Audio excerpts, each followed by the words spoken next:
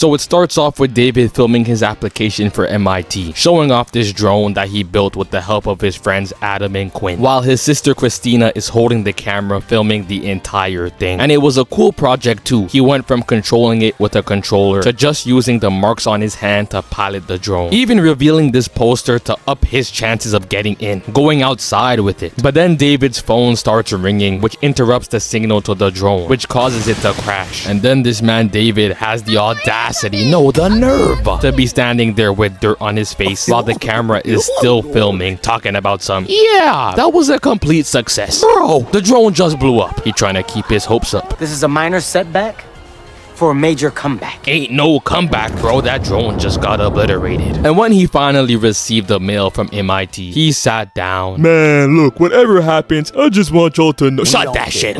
Opening it up and seeing that he got accepted, just to keep reading and realize that he only got awarded $5,000 in financial aid. His sister had to ask him where's the other $40,000. This man was filming his application, showing off the project, forgot to cut the cameras, showing them that he just blew up a drone, smiling after too, and is standing there rubbing his bald spot as if he doesn't understand why they don't want to give him the money. Was even stressing his mom out to the point that she was thinking about selling the house and moving in with his aunt just so that he could pay for school. David ain't like that idea though. No, please, I could always get a job. Oh man, what the fuck? See the look on his face, regretted that immediately. Can't even fathom why he just uttered those words. He was even on the verge of just blaming his dead dad. That money was getting to him, bro. Christina finds him hiding up in the attic, damn near crying, before she finds their dad's old video camera, turning it on and seeing footage from David's 7th birthday. And while looking at it, David sees something pass by in the background, going frame by frame, calling everyone over to show them, pointing at the screen, pay attention, showing them that there's a person in the mirror that looks exactly like David. Christina was behind the camera in denial.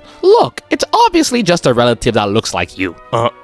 We wearing the same shirt. Alright, you got it, bro. Even the next day at school, they were still going over the footage trying to figure it out. But Christina still couldn't believe it. So David pointed out that even despite the shirt, it's also his backpack and his watch. But she asked what the ballerina thing in the hand was, having them all take out their keys to see. But David had the wrong bag. He accidentally took this girl named Jessie's bag. So Christina said she'll go give the bag back. But David was like, no, I've got this, giving her the bag back. Back at the house, they ended up going down to the basement, seeing David's dad's old lab, finding this secret compartment, opening it up and seeing a case full of his dad's experiments, specifically one called Project Almanac, containing the schematics for a time machine. Holy shit! Every second that passed by just kept reassuring them that the video on the camera was real. And Quinn was in the back moving like a genius who understands the essential, fundamental, and sophisticated activity known as mind games. Yo, could this actually be real? Let's try to build it. I don't know. It could be junk. Why would your dad hide junk in a case underground? Think, bro, think. He must have left this for you. No, man, that's crazy. Nah, what's crazy is the fact that you saw the tape of your 7th birthday, you find a time machine, and you're still debating what's in front of you. Quinn was playing such mind games trying to act oblivious, knowing damn well he just wanted to build a time machine regardless. Told David that it was meant to be and had bro watching the footage on repeat. Went to school the next day and I know Quinn was sitting there like, yeah, David, be honest. Every time you rewatch the tape, you want to build the time machine even more, right? Right? Let's just do it, bro. Talking to him like the Green Goblin mask. Coward.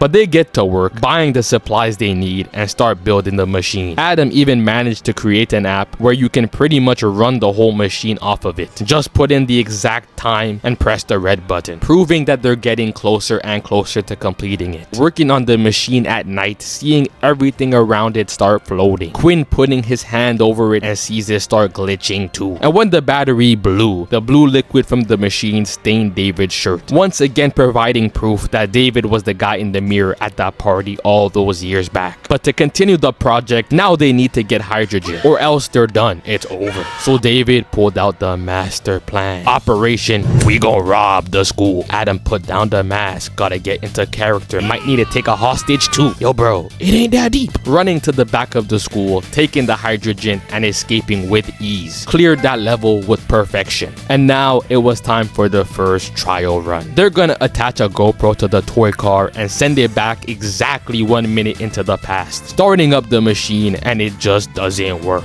which leads them to realize that the problem was the battery. But luckily there was a party going on next door, so David ran outside and told that girl Jessie that she could just park her car in his driveway, you know, to avoid getting a ticket. Yeah, let's go with that. But the second she left, yo, go get the jumper cables and let's use her car battery. Went outside and tricked her into giving him a free power source, and he knew exactly what he was doing. There's a good chance we're gonna blow up a car. Yeah, nah. He's so dedicated to building this time machine. The second he found out that they needed a stronger battery, he ran to go trick someone, knowing damn well their car could blow up. But they turn on the machine, which causes everything, including the camera, to start floating. Christina even rushed in to grab it so she could film a better angle. And this is when David saw his life flash before his eyes, cause he hears Jessie start banging on the door. Seeing her walk in, telling her to get down as...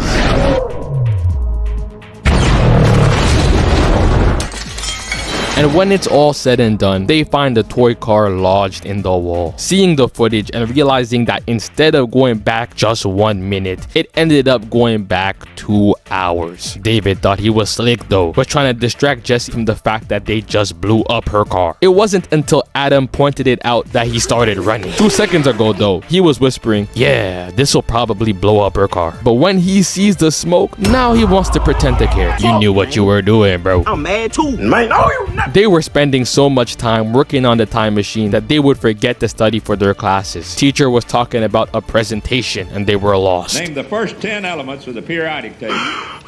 Jessie comes over to see them and starts asking about the time machine, asking if they're gonna start testing it on humans. Mind you, she just saw them test it out on a toy car that ended up getting stuck in a wall, and wants them to just jump to testing it out on actual people. Yeah, makes sense. But David sees her keys and recognizes them from the video, even showing her the footage. So now they get ready to time travel, driving to a secure location. By the way guys, there's a chance we blow up. Oh my God. This man David is always withholding information. Knew about this and waited until they were in the car halfway to the spot before even uttering these words. Even when they got there, he was talking about some. Also, make sure you don't hold your breath and keep your eyes closed. Don't look at the UV rays. But don't worry, if you don't want to come, I understand, you know. Waited until the last second to tell everyone this information. Then wants to pull out that card. Yeah, don't worry, you don't have to participate. But they turn on the time machine and end up going back in time 24 hours, but want to make sure that it worked. Going over to Quinn's house as he draws on the back of his past self's neck while he's asleep, seeing the drawing appear on his present self at the exact same time, until his past self wakes up, which causes Quinn to start glitching. So they had to rush out and end up going back to the present, realizing the power they now hold. Everyone was sitting down, saying that they can now make all the money in the world. Powerball? Powerball, it's not about money. So tell me, what is it about David?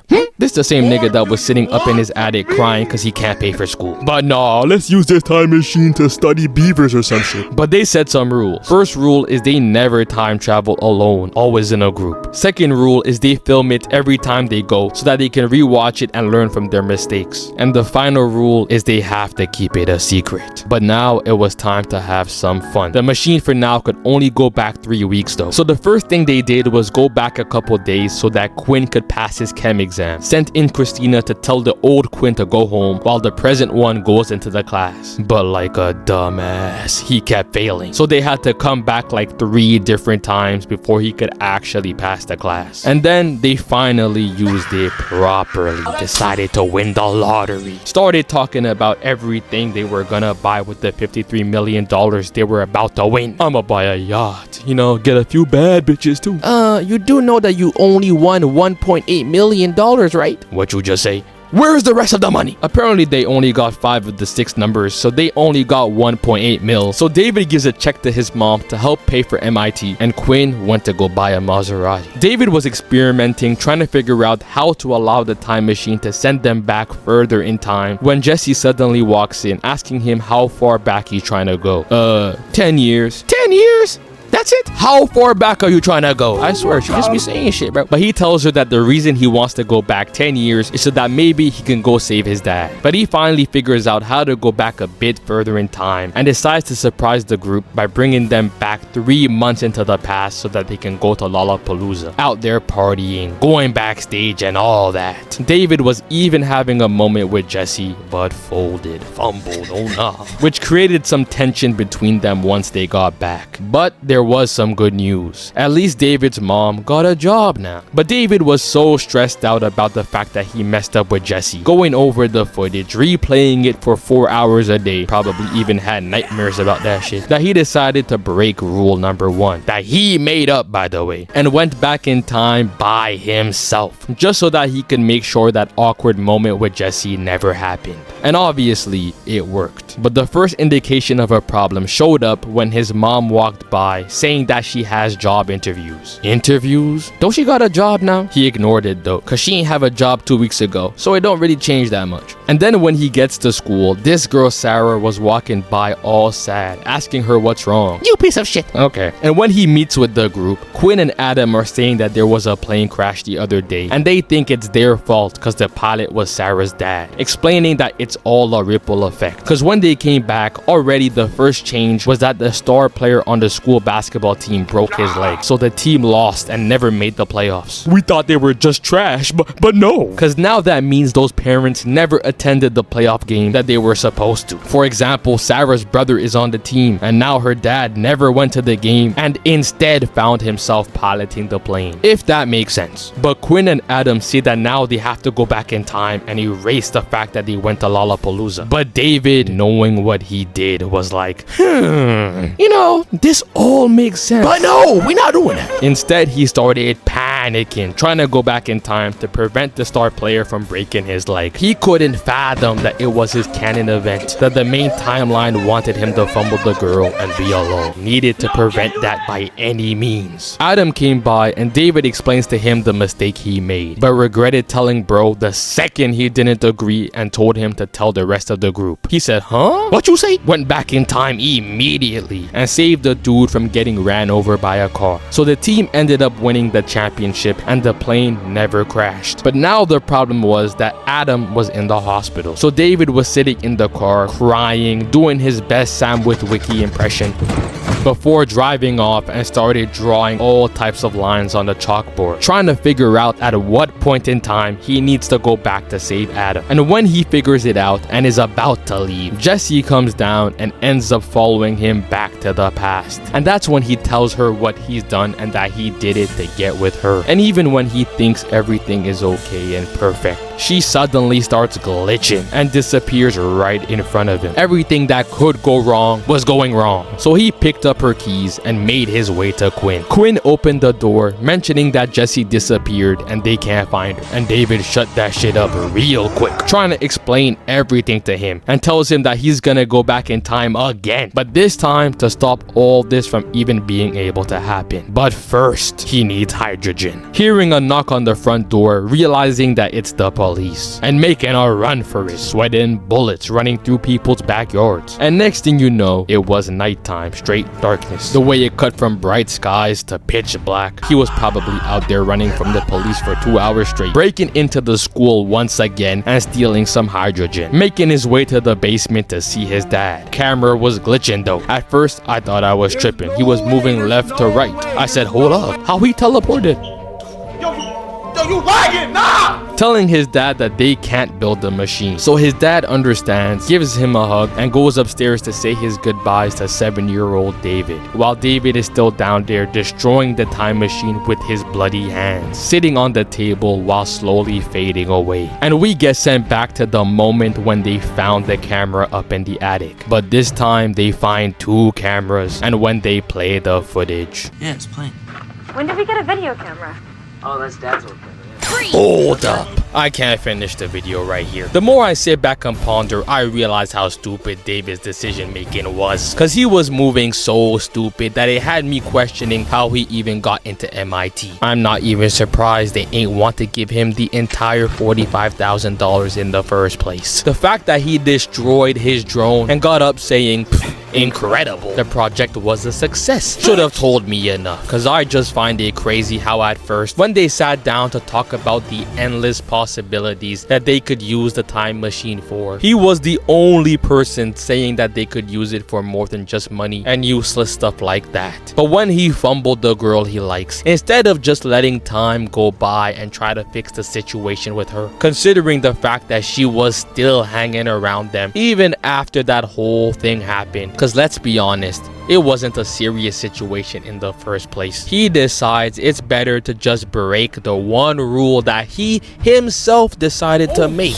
and go back in time to do it all again. And when he finds out that doing that put people's lives in danger, he was so stubborn that he tried to change everything except for the one thing that he actually needed to change. Cause at this moment, when she's standing in front of him and he explains to her why he did what he did, and that it was because he messed up the chance that he got, she started getting sad, saying that now she can't trust him because who knows how many times he went back to fix any argument or disagreement they've ever had. And then she explains to him that if she could use the time machine, she would go back so that she could have met him earlier, which means that she had feelings for him pretty much since the day she saw him. Any normal viewer would have heard this and said, damn, he must feel terrible. But I said, nah, he deserves the pain to die. Cause even after hearing this, giving her a hug and seeing her literally vanish before his very eyes, this nigga proceeds to pick up her keys and made his way over to Quinn. He just heard her confess her love, saying that she's had feelings for him for the last couple years. And instead of taking in this information and deciding to try and go back in time to Lollapalooza and let the original timeline happen, his plan now was to figure out a way to prevent the time machine from ever being built. Don't get me wrong, it makes sense. But is this nigga really blaming the time machine for everything that's happening? All of this happened once he decided to go back in time by himself. Before that, the changes that were happening were of no importance. For example, the first time they time traveled, they ended up getting chased by a dog, and when they got back, the dog was there with them. So there was now flyers for the missing dog posted all over the street. But you see, nothing of importance. But when she looks in his eyes and he doesn't catch the signal, making him feel like a complete dumbass, he gets the idea to go back in time to redo it. And all of a sudden, there's a plane crash and wildfire. This nigga's life is terrible. He was trying to ignore the truth, bro. Going to his dad on some, Pops, we've got to get rid of this time machine, bro, please. when he could have at least went to his friends and maybe tried to figure out a way to solve the problem at hand as a team. This is the type of stupidity that makes you go, how was it even possible for you to end up in such a dramatic situation? Also considering the fact that he could have went back to before they even went downstairs and found the case in the ground. He could have just picked it up and got rid of it by having it destroyed at a dumpster or something. Like, bro, you see the amount of possibilities there are to solve this unproblematic issue.